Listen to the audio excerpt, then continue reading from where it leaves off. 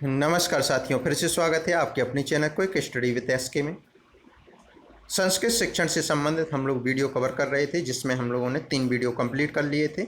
आज यह चौथा वीडियो है। तो यह वीडियो आप लोगों के लिए बहुत महत्वपूर्ण होने वाला है, जो कि सीटेट और एमपी टेट, यूपी टेट सभी में शिक्षण अधिकतर पूछा ही जाता है, तो आपके लिए महत्वपूर्ण है। तो यदि आपने अभी तक हमारा चैनल सब्सक्राइब नहीं किया है तो सभी साथी सब्सक्राइब कर दें और वीडियो को लाइक कर दें, अपने मित्रों के साथ शेयर कर दें। ठीक है साथियों, यदि किसी व्यक्ति को किसी सब्जेक्ट की नोट्स चाहिए हो जो कि टेट से संबंधित हैं, वह हमारे व्हाट्सएप नंबर पर संपर्क कर सकता है, जो कि आपको डिस्क्रिप्शन में दिया जाएगा। वहीं पर आपको टेलीग्राम चैनल भी दी जाएगी, जहां से आप ज्वाइन कर सकते हैं या पीडीएफ प्राप्त कर सकते हैं। चलिए साथियों, तो शुरू करते हैं। व्याकरण शिक्षण, व्याकरण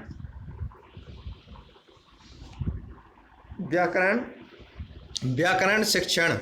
ठीक है, व्याकरण की उत्पत्ति किन शब्दों से हो? बी प्लस आ क्री प्लस लोटित प्रत्यय की धातु है, बी उपसर्ग है। इस तरह से व्याकरण शब्द की उत्पत्ति हुई। पतंजलि ने व्याकरण को शब्दानुशासन की संज्ञा दी। किसने दी? पतंजलि ने। ठीक है, व्याकरण को भाषा का प्राण तत्व कहते हैं। व्याकरण को क्या कहते हैं? भाषा का प्राण तत्व। अगला पॉइंट देखिए, व्याकरण को शब्द की शुद्धि व अशुद्धि का शास्त्र भी कहते हैं। ठीक है, व्याकरण शिक्षण की सर्वश्रेष्ठ जो विधि है वह है आपकी आगमन निगमन विधि। अगला पॉइंट देखिए, व्याकरण शिक्षण का महत्वपूर्ण सोपान है नियमितीकरण, यानी कि नियम से पढ़ना है। ठीक है, अगला पॉइंट देखिए, व्याकरण शिक्षण के 5 सोपान हैं। रक्षो हागम मलह ध्वनि संदेहा। रक्षा, ऊह, आगम, लघु, असंदेह संस्कृत के कुल 18 सोपान माने गए हैं। आइए देखते हैं व्याकरण शिक्षण की विधियां। पहली विधि है आपकी परंपरागत विधि, दूसरी है सहयोग विधि, तीसरी है ह्यूरिस्टिक विधि, चौथी है आपकी वाद विवाद विधि, पाँचवीं है व्याख्यान विधि, छठवीं है भाषा संसर्ग विधि, सातवीं है आगमन विधि, आठवीं है निगमन विधि। कुछ महत्वपूर्ण विधियां जो थीं उसको हम लोग एक एक करके समझेंगे। पहली विधि है आपकी परंपरागत विधि। इस विधि के अंतर्गत गुरुकुल पद्धति द्वारा व्याकरण शिक्षण का अध्ययन करवाया जाता था। इस विधि में पतंजलि के आगमन निगमन विधि के आधार पर अध्ययन करवाया जाता था। ठीक है, इस विधि में अष्टाध्यायी के सूत्रों को कंठस्थीकरण करवाया जाता था। इस विधि में कंठस्थीकरण पर बल दिया जाता था, न कि अर्थबोधन पर। पतंजलि ने प्रकृति प्रत्यय पर विशेष बल दिया है। अगला देखिए, आगमन विधि प्रवर्तक कौन है इसके? पतंजलि। यह विधि क्या है? यह व्यक्तिगत अन्वेषण विधि है। सोपान 4 है, उदाहरणों से नियम की ओर, उदाहरण विशिष्ट से सामान्य की ओर, निरीक्षण ज्ञात से अज्ञात की ओर, नियमितीकरण सरल से कठिन की ओर। अगला देखिए, परीक्षण स्थूल से सूक्ष्म की ओर। यह विधि रोचक है। नियम से सामान्य की ओर यह विधि जाती है। छात्र सक्रिय रहते हैं, वह कक्षा अनुशासित रहती है। ठीक है, निगमन विधि के प्रवर्तक पतंजलि जी हैं। सोपान 4 हैं, नियमों से उदाहरणों की ओर। आपको छात्रों को पहले नियम बताने हैं, उसके बाद आप उदाहरण की बात करेंगे। पहला है नियम बोधन, अज्ञात से ज्ञात की ओर, यानी कि जो पहले ज्ञात नहीं है उसे बताएं, फिर उन्हें जो आता है उससे संबंधित जोड़ के उन्हें स्पष्टीकरण दें।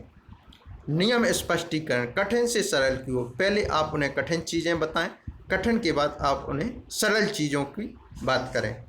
अगला है नियम परीक्षण, सूक्ष्म से स्थूल की ओर। पहले छोटी छोटी चीज़ों के बारे में बताएं, फिर बड़ी चीज़ों के बारे में बताएं। नियम सत्यापन, नियम उदाहरण की ओर, सामान्य से विशिष्ट की ओर। छात्र निष्क्रिय रहते हैं, वह कक्षा अनुशासनहीन रहती है।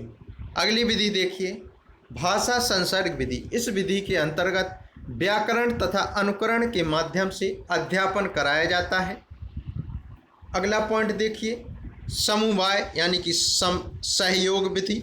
इस विधि के अंतर्गत व्याकरण का ज्ञान अलग से न देकर गद्य पद्य रचना, नाटक, कथा के अध्ययन के साथ साथ दिया जाता है। ठीक है, अगली विधि है ह्यूरिस्टिक विधि। प्रवर्तक हैं आपके आर्मस्ट्रॉन्ग। इस विधि को अन्वेषण विधि के नाम से जाना। इस विधि का दूसरा नाम क्या है? अन्वेषण विधि। अगला पॉइंट देखिए, इस विधि में बालक स्वयं शब्दों की खोज करता है। यह काफ़ी इंपॉर्टेंट विधि मानी गई है। यह विधि सीखो नामक सिद्धांत पर काम करती है। अगली विधि है अन्वय व्यतिरेक विधि। इस विधि में काव्य शिक्षण के अन्वय को आधार मानकर प्रत्येक शब्द का व्याकरण दृष्टि से टुकड़े करके व्याकरण शिक्षण करवाया जाता है। टुकड़ों में पहले समझाया जाता है, उसके बाद उसका व्याकरण के नियमों के आधार पर। अगला है नाटक शिक्षण। नाटक शिक्षण का अर्थ है अभिनय करना। आपने देखा भी होगा, कॉलेजों स्कूलों में होते हैं नाटक। नाटक को पंचम वेद भी कहा गया है, ठीक है।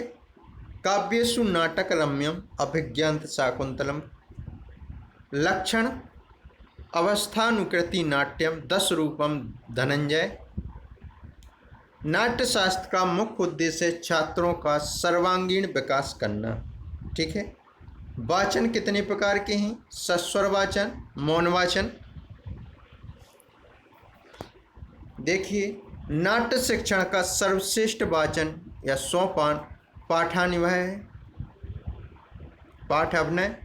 अगला पॉइंट देखिए, नाट्य शिक्षण का सर्वश्रेष्ठ प्रश्नों का प्रकार है चरित्र संबंधी प्रश्न। अगला पॉइंट देखें, नाट्य शिक्षण की आत्मा कहते हैं, किसको कहते हैं?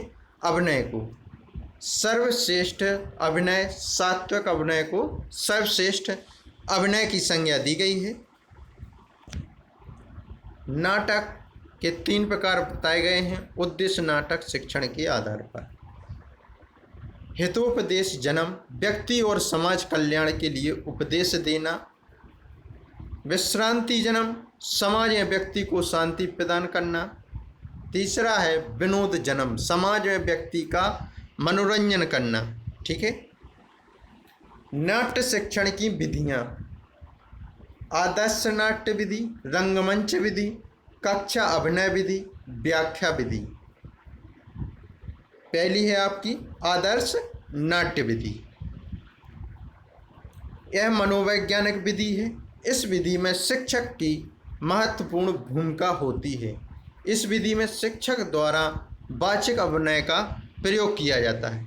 साथियों, यदि आपको वीडियो पसंद आ रहा हो तो लाइक ज़रूर करें। अभी तक सब्सक्राइब नहीं किया है तो ज़रूर करें। साथियों, अधिक से अधिक संख्या में इस वीडियो को शेयर करें। आपका सहयोग ज़रूरी है साथियों, तो आप लोग सहयोग बनाए रखें।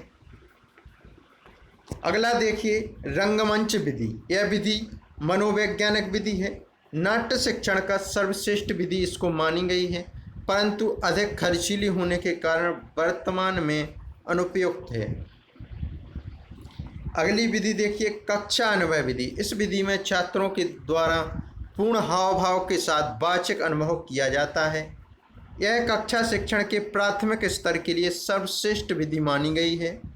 नाटक शिक्षण का सर्वश्रेष्ठ जो विधि है वह वर्तमान में कक्षा अन्वय विधि है। व्याख्या विधि, इसमें शिक्षक द्वारा नाटक की कथा वस्तु, पात्र कथन, भाषा शैली आदि की व्याख्या की जाती है। व्याख्या संख्या समाधान हेतु की जाती है। यह कक्षा शिक्षण के उच्च स्तर के लिए सर्वश्रेष्ठ मानी गई है। नाटक अभिनय 4 प्रकार के हैं: वाचक अभिनय, आगेक अभिनय, आहार अभिनय, सात्विक अभिनय। वाचक अनुभव देखिए, मौखिक अभिनय होता है अर्थात उतार चढ़ाव। दूसरा देखिए आंगिक अभिनय, अंग संचालन पूर्वक कायक अभिनय। आहार अनुभव, वेशभूषा के साथ अनुभव करना। सात्विक अभिनय, पात्रों की वेशभूषा के साथ साथ उनके गुण दोषों का भी निरूपण करना, ठीक है।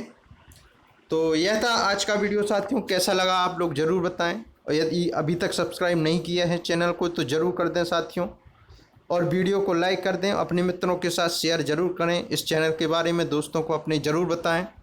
अधिक से अधिक संख्या में शेयर करें। यहाँ पर फ्री नोट्स दिए जाते हैं जो कि आप हमारे व्हाट्सएप नंबर पर संपर्क करके प्राप्त कर सकते हैं।